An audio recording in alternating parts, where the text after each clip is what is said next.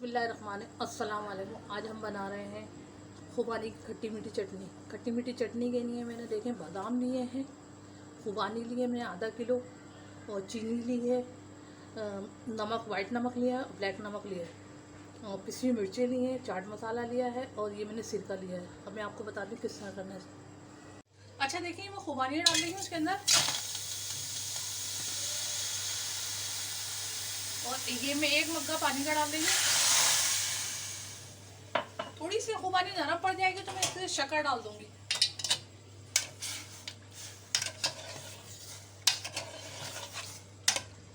अच्छा, अब मैं देखिए इसमें चीनी डाल देंगे। ये मैंने आधा कप चीनी लिया था, और ये लाल मिर्चें हैं पिसी हुई, ये चाट मसाला है,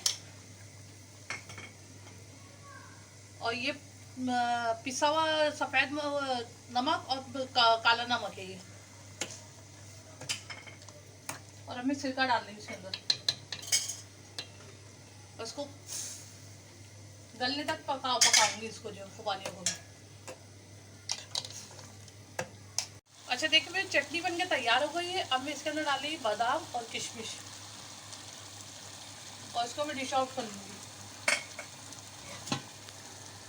मेरी खुबानी की खट्टी मीठी चटनी तैयार है। आपको ये रेसिपी कैसी लगी? अच्छी लगी तो लाइक करिएगा, चैनल को मेरे सब्सक्राइब करिएगा।